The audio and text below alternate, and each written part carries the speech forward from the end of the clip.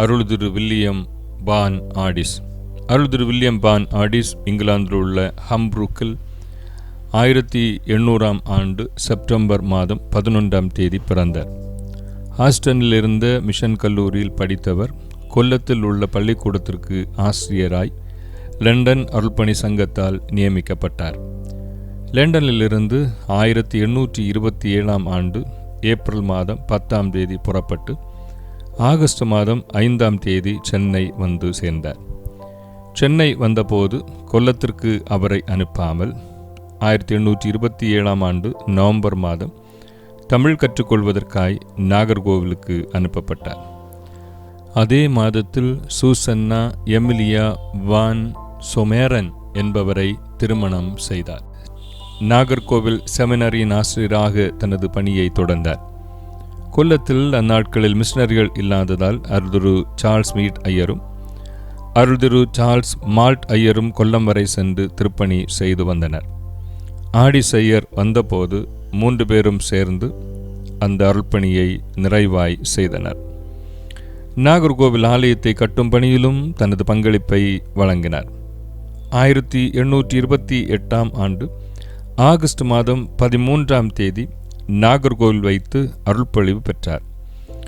அருள்திரு ரைனியஸ் ஐயர் அவர்கள் அருள்பொழிவுக்கான கேள்விகள் கேட்ட பின்பு அருள்திரு மால்ட் ஐயர் ஆடிஸ் அவர்களுடைய தலையில் கை வைத்து அருள்பொழிவு ஜெபம் ஏறெடுத்தார்கள்.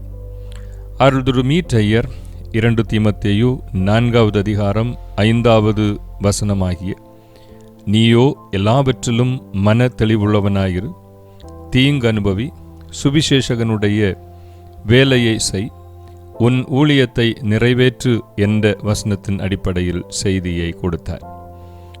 ஆடிஸ் ஐயருடைய திருப்பணியை குறித்து மிஷனரி ரெக்கார்ட்ஸ் என்னும் நூலில் சில பதிவுகள் உள்ளன. எங்கள் தனி வாசிப்பு எழுத்து முதலியவைகளோடு 30 சபைகளையும் கோவில் வேலைகளையும் விசாரித்து 39 பள்ளிக்கூடங்களை சந்தித்து ஓயாமல் உழைத்து வருகிறோம்.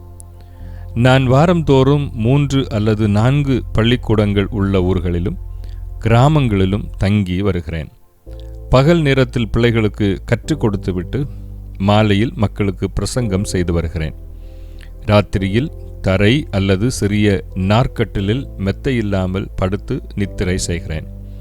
கொசு, பல்லி, தேள், எலிகள் போன்ற பூச்சிகள் அடிக்கடி என் நித்திரையை கலைத்து போடுகிறது என்று பதிவு செய்துள்ளார். 1830 ஆண்டு அவரது மனைவியுடன் கோயம்புத்தூரில் புதிய அருள்பணிக்களம் அமைத்து அருள்பணி செய்ய அனுப்பப்பட்டார். கோவையில் கல்வி வளர்ச்சி பணிக்காய் சிறப்பான பங்களிப்பை அவர் வழங்கினார். அவருடன் மயிலாடியை சார்ந்த கவிஞர் ஜான் பால்மர் அவர்களும் சென்றார்கள். 1831 ஆண்டு கோயம்புத்தூரில் உள்ள இம்மானுவேல் ஆலயத்தை கட்டினார். அதே ஆண்டு வெர்னாக்குலர் பள்ளியையும் நிறுவினார். 1861 ஆண்டு உடல் பலவீனத்தால் பணியிலிருந்து ஓய்வு பெற்று குன்னூரில் வசித்து வந்தார். 1871 ஆண்டு பிப்ரவரி 18 அன்று இறை அழைப்பை பெற்றார்கள். 1898 ஆண்டு பிப்ரவரி 27 நாள் ஆடிஸ் ஐயருடைய வாழ்வு துணை சூசன்னா அவர்கள் நித்தியத்தில் சேர்க்கப்பட்டார்கள். கல்வி பணி செய்ய லண்டன் அருள்பணி சங்கத்தால் அனுப்பப்பட்டவர் அருள்பணியாளராய் திருவிதாங்கூரிலும் கோயம்புத்தூரிலும் அவர் செய்த பணிகள் நினைவு கூறப்பட வேண்டியவைகளை அவரை குறித்து வரலாறு பதிவு செய்துள்ள வார்த்தைகள். செமினரியோடு கூட சபைகளையும் ஊர் பள்ளிக்கூடங்களையும் விசாரித்து கர்த்தருக்கு உண்மையாய் ஊழியம் செய்து வந்தார். கர்த்தருக்கு உண்மையாய் ஊழியம் செய்து வந்தார்.